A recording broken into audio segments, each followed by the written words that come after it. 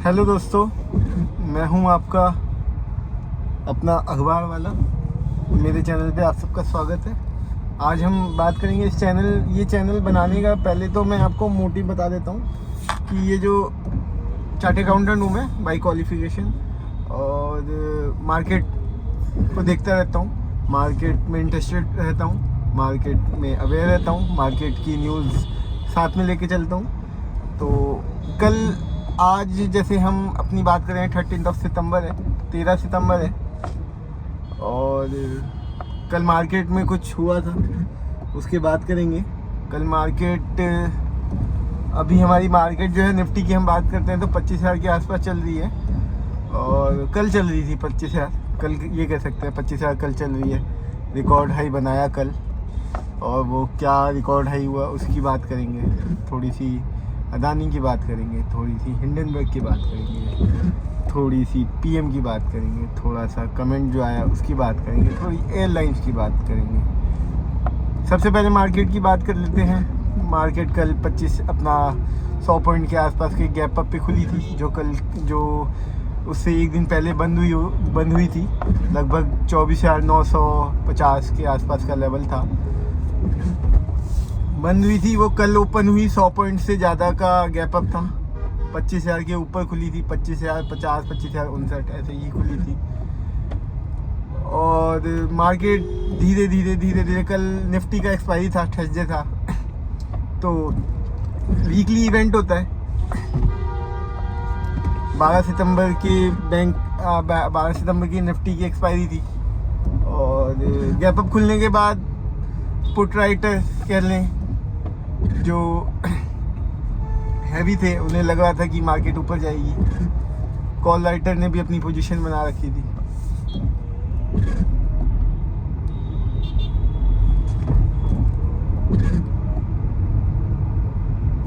हाँ, तो call writer ने भी अपनी पोजीशन बना रखी थी।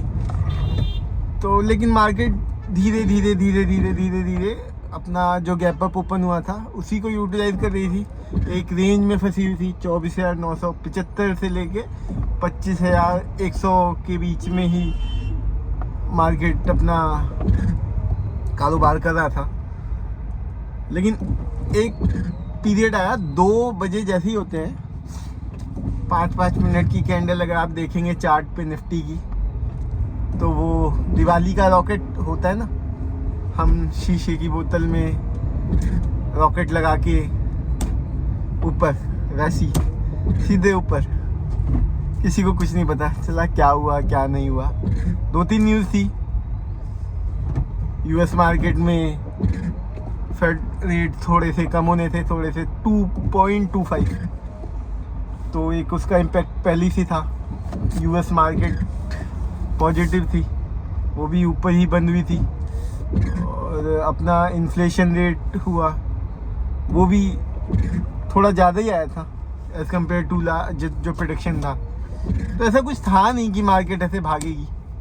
लेकिन हुआ क्या कि कल रात को फिर जब मैंने देखा कि मतलब बायर कहाँ से आए इतने, मतलब ऐसा लग रहा था कि मतलब किसी ने, जैसे होता नहीं है कि बास्केट में भर के पैसे रख दिए कि सारे बेच दो, मुझे सारे खरीदने हैं, तो सारे ही खरीदने थे उनको। तो अब सारे खरीदने थे, सारे बिकने थे। अब जब खरीदने वाला हैवी होता है तो मार्केट तो ऊपर जानी है। बोली लगती गई, वो खरीदते गए, मार्केट ऊपर बम बम करती गई। तो मार्केट बम बम करती गई, तो मार्केट ने एक रेंज बनाई। 15 से 20 मिनट के अंदर मार्केट जो 24,975 से लेके 25,050 के बीच में कारोबार कर रही थी, उसने कहा हम यहाँ नहीं करेंगे।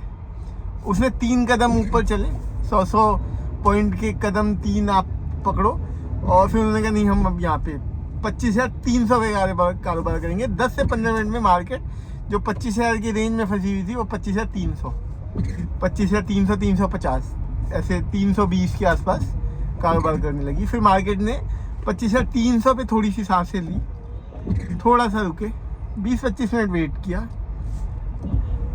जो 15 मिनट में जो भाग के 300 पॉइंट की थकान हुई थी, उसे 15 से 20 मिनट में भुला दिया, और फिर उसके बाद 100 पॉइंट की और चला, 100-150 पॉइंट की और एक चाल दिखा दी कि नहीं अब हम यहाँ पे कारोबार करेंगे। तो एक टाइम था कि मार्केट 25,433 25,433 के रेंज में को टच किया उसने, हाई, ऑल टाइम हाई। किसी को नहीं लग रहा था, सब सोच रहे थे बस 25,000 का लेवल, आज एक्सपायरी थी तो 25,000 का लेवल बच जाए, 25,000 का लेवल बच जाए। मार्केट को कुछ और ही मंजूर था। और बायर ये कौन थे जो बास्केट में भर भर के पैसे लेके आए हुए थे? कल डोमेस्टिक इंस्टीट्यूशनल इन्वेस्टर DII थे, वो कह रहे हम नहीं खरीदेंगे, आने दो, जिसको खरीदना है खरीद लो, 25,000 पे बने रहने दो। बट कल आ गए FII, फॉरेन इंस्टीट्यूशनल इन्वेस्टर, भर भर के खरीदा है कल, भर भर के खरीदा है। और ऐसा खरीदा है कि किसी को कुछ सोचने का मौका नहीं दिया। और 25,433 का हाई टच करके फिर 25,380 पे क्लोज किया है कल। जो कॉल राइटर होते हैं ना, उनकी तो हालत ख़राब हो गई फिर। मतलब मुझे लगता है कि जितना पिछले 6 महीने में कमाया होगा ना ये बड़े धन्ना सेठ जो अपने आप को कहते हैं राइटर, पुट राइटर हो या कॉल राइटर हो, भाई हम तो बायर हैं, हमारे पास तो पैसा नहीं है तो हम बायर हैं। और बायर भी छोटे मोटे हैं। कल मैंने भी एक पोजीशन ली थी 25,000 की, हाँ पोजीशन ली थी मैंने, वो 44-45 रुपये पे हुई, ले ली थी मैंने 44 पे एग्जैक्टली, और 54 पे बाहर आ गया था मैं कि ठीक है, 44 का माल 54 में खरीद लिया, एक दिन में बेच दिया, 10 रुपये कमा लिए, और कितना चाहिए, थोड़ा कमाया, सेटिस्फेक्शन हो गई, अपना मार्केट से बाहर आ गए थे। ये सारा काम हमने 2 बजे से पहले कर लिया था, 1.5 बजे से पहले, ठीक है, एक्सपायरी थी तो रिस्क लेना नहीं था लेट तक रुकने का, ठीक है, क्योंकि मार्केट ने जैसे पोजीशन बना रखी थी 25,100 से लेके 25,000 के बीच में आ गई थी। मार्केट स्ट्रीट थोड़ा करके नीचे आते जा रही थी, और मार्केट नीचे आती गई, और हमें भी लगा कि मार्केट में अब जान नहीं है, मार्केट तो यहीं ख़त्म हो जाएगी, आज एक्सपायरी है तो अपना जितना मिलता है, एक स्कैल्पिंग का ऑप्शन, एक स्कैल्पिंग का मेरे पास मौका आया था, मैंने ले लिया, और अपना लेके मैं अपना सेटिस्फैक्ट्री पोजीशन बना के और प्रॉफिट जितना मुझे चाहिए था उतना लिया मैंने और बाहर आ गया। उसके बाद वो जो मेरा ऑप्शन था वो 380 पे तो क्लोज हुआ, तो it was a huge loss of opportunity, loss of profit, तो ठीक है, प्रॉफिट को छोड़ना बुरी बात नहीं है, लॉस में नहीं होना चाहिए। तो ये हुआ, तो मार्केट का तो ये रहा। अब आज देखते हैं, मार्केट अभी तो ठीक ठाक लग रही है आज की डेट में, कल तो हाई बना चुकी है, तो अब देखते हैं आज क्या करती है। और बात कर लेते हैं हिंडनबर्ग की। हिंडनबर्ग की एक और रिपोर्ट आई है, अपना अदानी साहब एक ही हैं, उनके तो दोस्त, हिंडनबर्ग की दोस्ती तो बस अदानी से चलती है, और तो सब ठीक है देश में। तो उनके बारे में अगर हम बात करें तो ऐसा लगता है कि चलो अदानी में ही दिक्कत है, बाकी देश तो सब मज़े में है, तो सब ठीक है। तो मार्केट बहुत बड़ी है, अगर हम हिंडनबर्ग की बात बड़ी रख लेते हैं तो अदानी है, ठीक है। फिर मतलब अदानी, अगर हम पूरे मार्केट का नेटवर्क देखें, अपनी स्टॉक मार्केट का, निफ्टी का या सेंसेक्स का देखें, उसमें अदानी का जो शेयर है वो ठीक है। मतलब अगर आप कहते हो कि चलो ठीक है, हम आपकी बात बड़ी रख लेते हैं, अदानी में दिक्कत है तो ठीक है, मतलब अगर हम ब्रॉडर पर्सपेक्टिव में देखें तो मार्केट इतनी बुरी नहीं है, मार्केट बम ही है, 90-95% उनके हिसाब से हमारी मार्केट अच्छी है, एक्सेप्ट अदानी एज पर देयर स्टेटमेंट। अदानी की भी बात कर लेते हैं। उन्होंने कहा कि अदानी के कुछ $310 मिलियन ऐसा कुछ फिगर बताया उन्होंने। स्विस बैंक ने सीज कर लिया है, 5-6 बैंक अकाउंट बताए हैं, 6 Swiss bank account Swiss authority ने सीज किए हैं, जिसका डायरेक्टली लिंक इन्होंने इस्टेब्लिश कर दिया है। बकौल हिंडनबर्ग, स्विस अथॉरिटी ने 6 बैंक अकाउंट का डायरेक्ट लिंक अदानी ग्रुप से इस्टेब्लिश कर लिया है, और वो बैंक अकाउंट सीज हो गए हैं। अब अमाउंट बड़ा था, $310 मिलियन समथिंग, तो अदानी का जवाब भी आना था, अदानी का जवाब आ गया। अदानी का जवाब ये आया है कि कोई रिपोर्ट नहीं है ऐसी जिसमें डायरेक्टली कनेक्शन हो, डायरेक्टली या इनडायरेक्टली कनेक्शन हो अदानी ग्रुप का। अदानी ग्रुप को कभी स्विस अथॉरिटी ने या किसी बैंक ने किसी भी इन्वेस्टिगेशन के लिए, इंक्वायरी के लिए बुलाया तक नहीं है। अब ये दोनों की बातें, एक साउथ कहता है, एक वेस्ट कहता है, एक नॉर्थ कहता है, तो सब अलग अलग डायरेक्शन में बोल रहे हैं। तो अब इसको थोड़ा डिटेल में देखना पड़ेगा, बट अभी के लिए तो ठीक है। मतलब कि उनका जवाब आया और उनका आरोप आया, अदानी का जवाब आया। और हिंडनबर्ग एक्चुअली अब हो क्या गया कि ना, हिंडनबर्ग का ये शायद 3rd या 4th अटैक है अदानी के ऊपर। तो पहला वाला तो बहुत मज़े में था, मतलब इट वाज मतलब सक्सेसफुल अटैक हिंडनबर्ग का। तो उस समय तो काफ़ी ज़्यादा डेंट लगा था, बट उसके बाद जब वो डेंट लगा 3000, अदानी इंटरप्राइजेस की बात करूँ तो 3000 का माल देखते देखते 1000 रुपये आ गया था, 1020 आ गया था, 1018 मुझे याद है एग्जैक्टली द लोवेस्ट। उस दिन में अदानी का चार्ट मेरे सामने था जब वो ओपन हुआ था, उसके बाद धर धर धर करके वो रोज ही गिर रहा था।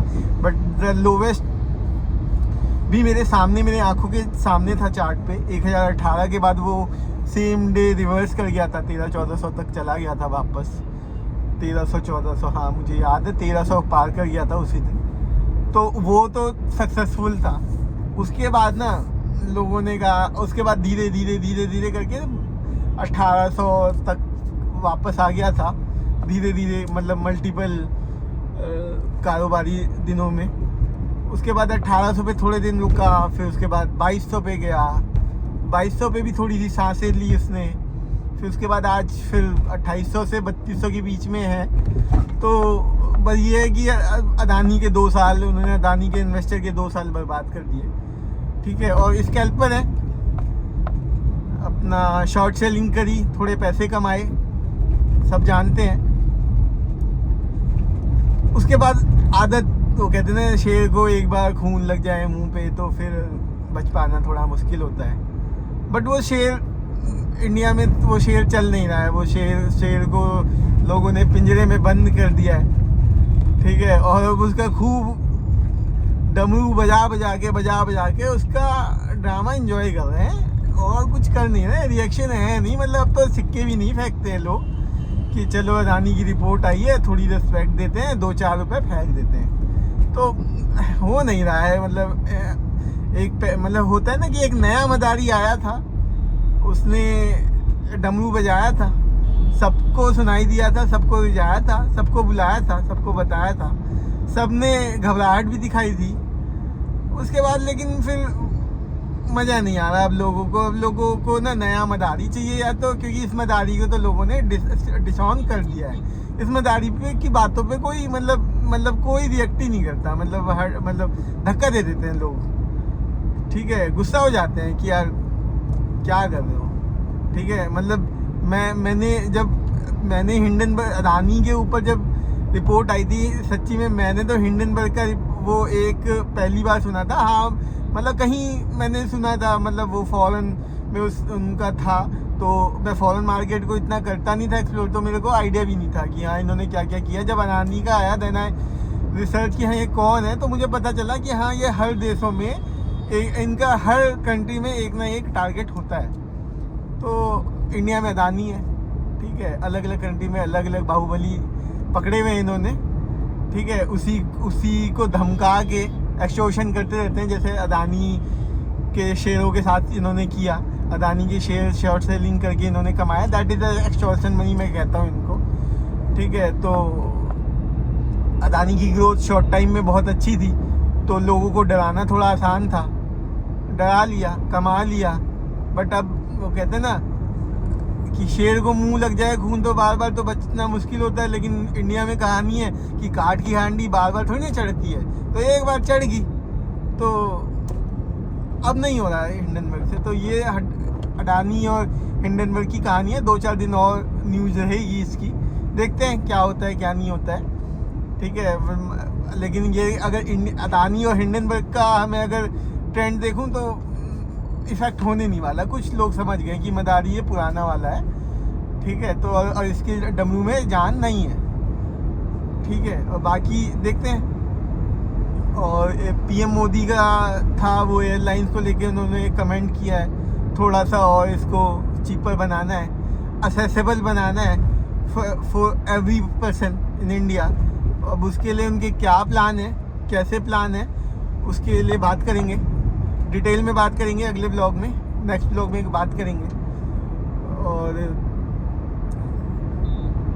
कल तो कुछ अब कहते हैं अपना स्पेसिफिक बात कर लें अगर, तो शेयर अपना कल इंजीनियर्स इंडिया अच्छा भागा, 7-8% आई थिंक, मुझे ध्यान आ रहा है 7-8% भागा। और एक इरकॉन है, इरकॉन पता नहीं 342 से 350 के आसपास का उनका हाई था लास्ट 3 महीने के अंदर अंदर।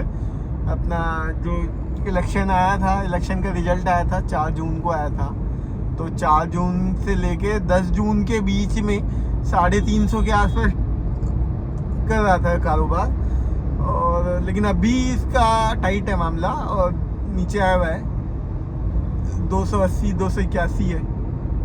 तो इसके ऊपर रिसर्च करके, क्योंकि इरकॉन है, इरकॉन का एक ऑलमोस्ट मोनोपोली वाला बिजनेस है, रेलवे के कंटेनर का बिजनेस को देखता है, तो बिजनेस तो थोड़ा मोनोपोली टाइप का ही है। लेकिन नीचे क्यों आया, ये कंसिडरेबल इम्पैक्ट है।